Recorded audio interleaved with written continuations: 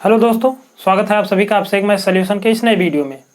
आज के इस वीडियो में हम लोग क्लास 10th और 12th दोनों के लिए अत्यंत महत्वपूर्ण टॉपिक ओम के नियम पर चर्चा करेंगे, जो कि बोर्ड परीक्षा के दृष्टिकोण से अत्यंत महत्वपूर्ण है। साथ ही आप प्रतियोगी परीक्षा में भी इससे काफ़ी सारे क्वेश्चन पूछे जाते हैं। तो चलिए शुरू करते हैं। सबसे पहले जान लेते हैं कि ओम का नियम है क्या।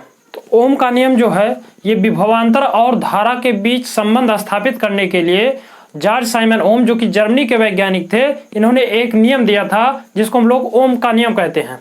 ओम के नियम के अनुसार अगर हम बात करें तो यदि किसी चालक पदार्थ की भौतिक अवस्था, मतलब आपके पास कोई चालक पदार्थ होना चाहिए और उसकी भौतिक अवस्था में जैसे उसके ताप में, उसके दाब में, उसकी लंबाई में, उसके क्षेत्रफल में अगर कोई परिवर्तन ना करें तो उसके सिरों पर लगाया गया जो विभवांतर होता है वो उसमें प्रवाहित धारा के अनुक्रमानुपाती होता है। अर्थात अगर आपके पास कोई एक चालक तार है, आप उस पर अगर आप 12 वोल्ट की सप्लाई दे रहे हैं, अगर उस पर आप 12 वोल्ट का विभवांतर लगा रहे हैं तो जो उसमें प्रवाहित धारा होगी वो उस विभवांतर के अनुक्रमानुपाती होता है। अर्थात अगर आप विभवांतर को बढ़ाएंगे तो उसमें चालक में जो प्रवाहित धारा का मान होगा वो भी बढ़ेगा। जैसा कि आपको यहाँ पे लिखा गया है कि ओम के नियम के अनुसार यदि किसी चालक की भौतिक अवस्था जैसे ताप, दाब, लंबाई, क्षेत्रफल आदि में कोई परिवर्तन न किया जाए तो चालक के सिरों पर लगाया गया विभवांतर उसमें प्रवाहित धारा के अनुक्रमानुपाती होता है या समानुपाती होता है। इसी को ओम का नियम कहते हैं। अर्थात अगर इसको हम गणितीय रूप में लिखें, इसका एक सूत्र प्राप्त करें तो यहां पर लिखेंगे, माना किसी चालक तार पर कैपिटल V विभवांतर लगाने पर उसमें प्रवाहित धारा स्मॉल आई है, तब ओम के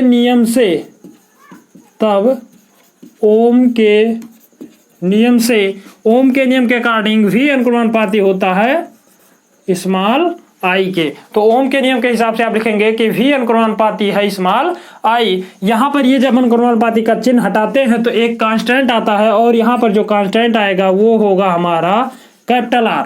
यहाँ पर एक कांस्टेंट आता है जो क्या है, कैपिटल R है, और इस कैपिटल R को हम लोग कहते हैं प्रतिरोध। क्या कहते हैं? प्रतिरोध। यानी ये जो कैपिटल R है यह एक नियतांक होता है, ये हर एक चालक का एक निश्चित मान होता है, इसलिए इसको हम यहाँ पर लिख देते हैं। और ये क्या है? एक नियतांक है, ये अलग अलग पदार्थों का अलग अलग होता है और निश्चित होता है। और ये जो R है ये होता है उस चालक का प्रतिरोध जिसमें आप धारा को प्रवाहित कर रहे हैं या जिस पर आप विभवांतर लगा रहे हैं। तो यहाँ पर लिखेंगे कि जो R है वो क्या है? प्रतिरोध है। किसका अगर पूछ लिया जाए तो लिख देंगे कि चालक तार का प्रतिरोध। क्या होता है? चालक तार का कैपिटल R जो है वो है प्रतिरोध। तो ये होता है ओम का नियम। बहुत सिंपल है। ओम के नियम के अनुसार यदि किसी चालक की भौतिक अवस्था जैसे ताप, दाब आदि में कोई परिवर्तन ना किया जाए तो उसके सिरों पर लगाया गया विभवांतर उसमें प्रवाहित धारा के अनुक्रमानुपाती होगा। अनुक्रमानुपाती का सिंपल सा मतलब होता है कि अगर V बढ़ेगा तो I का मान भी बढ़ेगा और अगर V का मान घटेगा तो I का मान भी घटेगा। तो सिंपल सा मतलब ये होता है। अब यहाँ पर ये जो प्रतिरोध शब्द आया है तो इसको समझ लेते हैं कि प्रतिरोध होता क्या है। तो इसके बाद जो अगला टॉपिक होता है वो होता है आपका प्रतिरोध। एग्जाम में कई बार पूछा गया कि प्रतिरोध क्या है, रेजिस्टेंस क्या होता है, अंग्रेजी इसकी होती है रेजिस्टेंस। तो अगर प्रतिरोध की बात करें तो प्रतिरोध की अगर कोई परिभाषा पूछे तो आप बताएंगे कि किसी भी चालक पदार्थ का वह गुण जिसके कारण वह अपने में से प्रवाहित होने वाली धारा का विरोध करता है, प्रतिरोध कहलाता है। बहुत सिंपल सी परिभाषा, एक बार आप फिर से सुनिए। किसी भी चालक पदार्थ का वह गुण जिसके कारण वह अपने अंदर से होने वाली धारा के प्रवाह का विरोध करता है, या आप ऐसे लिख सकते हैं कि अपने में से प्रवाहित होने वाली धारा का विरोध करता है, प्रतिरोध कहलाता है। और इसे कैपिटल R से प्रदर्शित करते हैं। तो यहाँ पर हम लिख दे रहे हैं कि किसी चालक पदार्थ का, अगर आप लिखना चाहें तो इसको नोट कर लीजिए कि किसी चालक पदार्थ का वह गुण जिसके कारण वह अपने में से प्रवाहित होने वाली धारा का विरोध करता है प्रतिरोध कहलाता है। विरोध करता है प्रतिरोध कहलाता है। प्रतिरोध को हम लोग कैपिटल आर से प्रदर्शित करते हैं, जैसा कि मैंने आपको यहाँ पर पहले ही लिख दिया है। इसके बाद पूछा जाता है कि प्रतिरोध का मात्रक बताओ। तो प्रतिरोध का जो मात्रक होता है वो होता है ओम। तो आप लिख लेंगे इसका प्रतीक होता है ओमेगा। तो प्रतिरोध का मात्रक क्या होता है? ओम होता है। आई होप आपको यहाँ तक सारी चीजें समझ में आई होंगी। एक बार फिर से सुन लीजिए, प्रतिरोध क्या होता है? तो किसी भी पदार्थ का वह गुण जिसके कारण वह अपने में से होने वाली धारा प्रवाह का विरोध करता है, प्रतिरोध कहलाता है। अब धारा क्या है? तो इसके लिए मैंने पहले ही वीडियो अपलोड कर दिया है, आप वहां से जाकर देख सकते हैं। विभवांतर क्या है? तो इसके लिए भी मैंने पहले से वीडियो अपलोड किया यूट्यूब पे, आप जाकर के वहां पर देख सकते हैं। एक बार वैसे मैं फिर से आपको बता दे रहा हूँ कि धारा क्या होता है। तो आवेशों के प्रवाह की दर को धारा कहते हैं। इसे स्मॉल आई से प्रदर्शित करते हैं। धारा का जो मात्रक होता है वो एम्पियर होता है। और इसके अलावा एक और मात्रक होता है और वो होता है कूलाम सेकंड। एक मात्रक ये होता है, क्योंकि आई इक्वल टू आप पढ़ेंगे तो आई इक्वल टू होता है Q इंटू टी। तो यहाँ से कूलाम सेकंड एक मात्रक होता है धारा का। तो ये भी एक मात्रक होता है और जनरली जो एसआई पद्धति मात्रक हुआ एम्पियर होता है। तो आई होप आपको यहाँ तक सारी चीजें समझ में आई होंगी। अब एक क्वेश्चन ये पूछा जाता है कि ये जो प्रतिरोध है ये किन किन बातों पर निर्भर करता है। जैसा कि हमने यहाँ पर पढ़ा कि जो विभवांतर होता है वो धारा पर निर्भर करता है। और एग्जाम में ये कई बार पूछा गया कि प्रतिरोध किसी भी चालक तार का प्रतिरोध किन किन बातों पर निर्भर करता है या किन किन कारकों पर निर्भर करता है। तो इसको समझने के लिए अगर आप इसका स्क्रीनशॉट लेना चाहें तो ले लीजिए इसको। चलिए हम आगे आपको बताते हैं कि ये किन किन बातों पर निर्भर करता है। तो चलिए सीख लेते हैं कि प्रतिरोध क्या है, किन किन बातों पर निर्भर करता है। तो प्रतिरोध किसी भी चालक तार का प्रतिरोध जो होता है वो मुख्य रूप से 4 बातों पर निर्भर करता है। ये एग्जाम में कई बार पूछा जा चुका है कि प्रतिरोध किन किन बातों पर निर्भर करता है, किन किन कारकों पर निर्भर करता है। तो प्रतिरोध 4 बातों पर निर्भर करता है। पहला आप लिखेंगे कि किसी भी चालक तार का प्रतिरोध जो होता है वो लंबाई के अनुक्रमानुपाती होता है। आप लिखेंगे कि किसी भी चालक तार का प्रतिरोध उस चालक तार के लंबाई के अनुक्रमानुपाती होता है। तो यहां पर लिखेंगे कि किसी भी चालक तार का प्रतिरोध, अभी इसको समझते हैं कि कैसे चालक तार का प्रतिरोध लंबाई के अनुक्रमानुपाती होता है। अनुक्रमानुपाती होता है अर्थात आप लिखेंगे अर्थात R जो है directly proportion to capital small L. Small L क्या है? चालक तार की लंबाई है। अर्थात आप लिखेंगे कि R जो है वो क्या होता है? लंबाई पर निर्भर करता है। लंबाई पर निर्भर करने का मतलब क्या होता है? तो अगर निर्भर करने का मतलब है कि अगर किसी चालक तार की लंबाई बहुत ज्यादा है तो उसका प्रतिरोध बहुत ज्यादा होगा, और अगर किसी तार की लंबाई बहुत कम है तो उसका प्रतिरोध कम होगा। अनुक्रमानुपाती का सिंपल सा मतलब होता है कि अगर लंबाई ज्यादा है तो प्रतिरोध ज्यादा होगा और लंबाई कम है तो प्रतिरोध कम होगा। दूसरा जो पॉइंट है या दूसरा जो कारक है कि किस बात पर निर्भर करता है तो वो होता है अनुप्रस्थ काट के क्षेत्रफल के व्युत्क्रमानुपाती होता है। तो दूसरा लिखेंगे कि किसी भी चालक तार का प्रतिरोध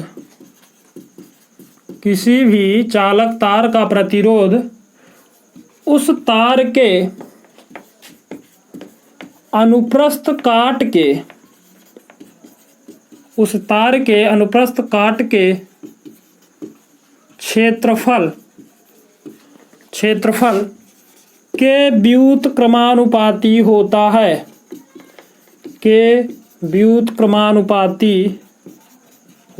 है। अर्थात आप लिखेंगे अर्थात R व्युत्क्रमानुपाती 1/A। इसको ये क्या है? अनुप्रस्थ काट का क्षेत्रफल है। कैसे इसको समझते हैं? मान लीजिए आपके पास कोई एक चालक तार है। आप लोगों ने देखा भी होगा कि चालक तार जो होता है वो मैक्सिमम क्या होता है? बेलन के आकार का होता है। अब अगर आप इसकी लंबाई को बढ़ा रहे हैं, इस चालक तार को लंबा कर रहे हैं, तो उसका प्रतिरोध बढ़ेगा। लेकिन अगर आप इसके अनुप्रस्थ काट के क्षेत्रफल, अनुप्रस्थ काट का क्षेत्रफल का क्या होता है इसको समझते हैं। जैसे मान लीजिए एक क्या है, तार है, इस पेन को मार्कर को मान लेते हैं क्या है, तार है, इसको आप ऐसे कट कर दीजिए, काटिए। तो काटेंगे तो आपको सामने से यहाँ पर ये जो गोल वाला सिरा दिखाई दे रहा है, इसको सामने से देखने पर ऐसे एक गोलाकार दिखाई दे रहा है। तो यही जो गोलाकार हिस्सा है इसी का क्षेत्रफल, अर्थात इसको सामने से देखने पर ये आपको एक वृत्त के समान दिखाई देगा। तो इसी वृत्त का क्षेत्रफल जो होता है, इसी को अनुप्रस्थ काट का क्षेत्रफल कहते हैं। और इसी के क्या होता है, ये व्युत्क्रमानुपाती होता है। अब व्युत्क्रमानुपाती का मतलब उल्टा होता है, अर्थात अगर किसी चालक तार का क्षेत्रफल बहुत ज्यादा है तो उसका प्रतिरोध क्या होगा, कम होगा। व्युत्क्रम का मतलब सिंपल सा है कि यदि किसी चालक तार का प्रतिरोध अनुप्रस्थ काट का क्षेत्रफल ज्यादा है तो उसका प्रतिरोध कम होगा, और अगर अनुप्रस्थ काट का क्षेत्रफल कम है तो उसका प्रतिरोध ज्यादा होगा। अब अनुप्रस्थ काट के क्षेत्रफल से प्रभाव यह पड़ता है कि अगर ये इसकी मोटाई ज्यादा है, अब ये क्षेत्रफल सामने देखने पे मतलब अगर ये चौड़ा है तो ये जो पूरा वायर होगा ये क्या होगा, मोटा होगा, और अगर पूरा वायर मोटा होगा तो इसमें धारा आसानी से प्रवाहित हो जाएगी। लेकिन अगर यही क्या है, बहुत पतला तार है, तो इसमें से जब धारा का प्रवाह होता है तो जब जो इसमें आपके इलेक्ट्रॉन होते हैं, जो भी ये अणु होते हैं, जिस भी पदार्थ का बना होता है कोई पदार्थ, जिस भी अणुओं से, तो उसमें अणुओं का क्या होता है, आवेशों से बार बार टक्कर होता है, जिसके कारण उसका प्रतिरोध बढ़ जाता है। लेकिन अगर वही क्या होता है, काफी चौड़ा होता है, तो वहां पर प्रतिरोध, टक्करों की संख्या क्या होती, कम हो जाती है, जिसके कारण उसका जो प्रतिरोध होता है वो घट जाता है। तो दूसरा पॉइंट ये है। तीसरी बात जो होती है वो होता है कि किसी भी चालक तार का ताप बढ़ाते हैं, तो अगर किसी भी चालक तार का ताप बढ़ाते, टेम्परेचर को बढ़ाते हैं, तो उस स्थिति में भी प्रतिरोध बढ़ता है। तो तीसरा बात लिखेंगे, तीसरी पॉइंट, कि किसी भी चालक तार का प्रतिरोध,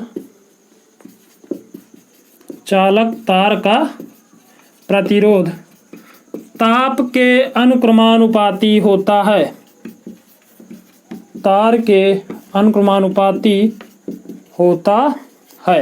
अनुक्रमानुपाती का सिंपल सा मतलब है कि आप लिख लेंगे कि कैपिटल आर जो अनुक्रमानुपाती है, कैपिटल टी, अर्थात किसी भी पदार्थ का अगर टेम्परेचर ज्यादा है तो उसका प्रतिरोध ज्यादा होगा, टेम्परेचर कम है तो उसका प्रतिरोध कम होगा। लेकिन ये नियम किसके लिए है, तो ये केवल चालक पदार्थ के लिए ही है, केवल और केवल चालक पदार्थ के लिए। इसके अपोजिट में एक नंबर में क्वेश्चन पूछा जाता है कि आप बताइए जो अर्धचालक होते हैं, सेमीकंडक्टर जिसको कहते हैं, तो अर्धचालकों का अगर हम टेम्परेचर बढ़ाते हैं तो उसका प्रतिरोध क्या होगा, उसके प्रतिरोध पर क्या प्रभाव पड़ेगा। तो अर्धचालकों का जब हम टेम्परेचर बढ़ाते हैं, ताप बढ़ाते हैं, तो उसका प्रतिरोध बढ़ता है, उसका प्रतिरोध क्या होता है, घटता है। चालकों का बढ़ता है। आपको ध्यान रखना है, ये कंफ्यूजन काफी कराया जाता है एग्जाम में कि अगर किसी चालक पदार्थ का पूछ रहा है कि किसी भी चालक तार का प्रतिरोध बढ़ाते हैं तो आप बताइए उसका प्रतिरोध पर क्या प्रभाव पड़ेगा। अगर टेम्परेचर बढ़ाते हैं तो चालक पदार्थ का ताप बढ़ाने से उसका प्रतिरोध बढ़ता है, जबकि अगर अर्धचालक पदार्थ है और इसका टेम्परेचर आप बढ़ा रहे हैं तो इसका प्रतिरोध कम होता है। यानी अर्धचालक जो होता है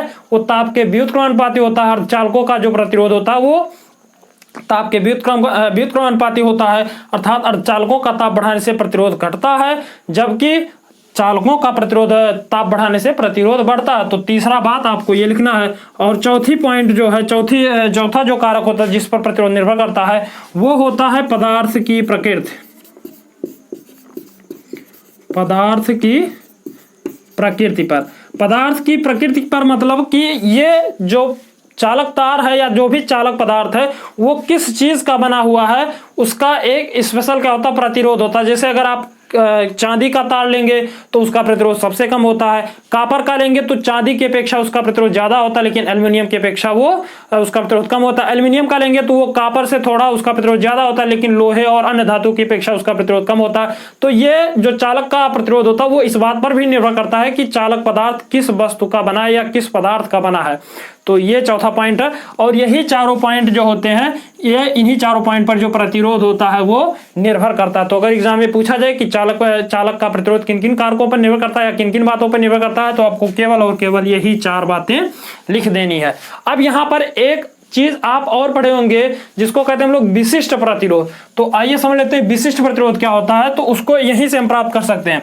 जैसे हमने पहला पॉइंट लिखा कि आर जो होता है वो अनुक्रमानुपाती होता है कैपिटल एल के, यानी अगर लंबाई बढ़ाएंगे तो प्रतिरोध बढ़ेगा, सिंपल सी बात है। दूसरा है कि अगर आर R जो है वो अनुप्रस्थ काट के क्षेत्रफल के क्या होता है, व्युत्क्रमानुपाती होता है। अर्थात अगर क्षेत्रफल अनुप्रस्थ काट का बढ़ेगा तो प्रतिरोध घटेगा। तो यहां पर देखिए इधर भी R है, इधर भी R है, दोनों में क्या है, ये दोनों कॉमन है। तो आप यहां पर इसको समीकरण नंबर 1 अगर बनाएं और इसको समीकरण नंबर 2 बनाएं तो आप लिखेंगे समीकरण नंबर 1 और 2 से, समीकरण नंबर 1 और 2 से तो आप इसको लिख सकते हैं R अनुक्रमानुपाती L इंटू 1/A, गुणा कर दीजिए तो ये हो जाएगा R अनुक्रमानुपाती L/A। इस अनुक्रमानुपाती का चिन्ह हटाएंगे तो यहाँ से एक कांस्टेंट आता है, वो है आपका रो, और ये हो जाएगा L/A। जहाँ पर ये जो रो है ये है तार का या चालक तार का, इसको आपको याद रखना है, चालक तार का विशिष्ट प्रतिरोध, चालक तार का विशिष्ट प्रतिरोध। ये जो कांस्टेंट यहां पर आता है, जिससे जैसे हमने ओम के नियम में पढ़ा, एक कांस्टेंट आता है कैपिटल R, जिसको चालक तार का प्रतिरोध कहते हैं। और अगर इन्हीं दोनों कारकों पर हम चर्चा करें तो यहां से हमें एक सूत्र मिलेगा R equal to rho into L/A, जहां पर ये जो रो है ये चालक तार का विशिष्ट प्रतिरोध है। ये भी एग्जाम में पूछा जाता है। अगर पूछा जाए कि विशिष्ट प्रतिरोध क्या है तो आप लिखेंगे, सिंपल सा आप लिखेंगे कि किसी भी चालक तार का प्रतिरोध उसके लंबाई के अनुक्रमानुपाती होता है, और जो उसका प्रतिरोध होता है वो अनुप्रस्थ काट के क्षेत्रफल के व्युत्क्रमानुपाती होता है। आप ये दोनों समीकरण बनाएंगे और इस समीकरण से एक आप नया सूत्र बनाएंगे, जहां पर ये जो कांस्टेंट है यही क्या होता है, उसका विशिष्ट प्रतिरोध होता है। विशिष्ट प्रतिरोध का मात्रक पूछा जाता है कि आप बताइए विशिष्ट प्रतिरोध का मात्रक क्या होता है, तो इसको आपको रट लेना है। इसका मात्रक होता है ओम इंटू मीटर, यानी ओम मीटर होता है। तो इसका मात्रक क्या होता है, ओम मीटर होता है। तो आई होप आपको ये सारी चीजें अच्छे से समझ में आई होंगी। यदि आपको वीडियो अच्छा लगा हो तो चैनल को सब्सक्राइब कीजिए, वीडियो को लाइक कीजिए और ज़्यादा से ज़्यादा अपने दोस्तों में भी शेयर कीजिए। मिलते हैं अगले वीडियो में, तब तक के लिए जय हिंद।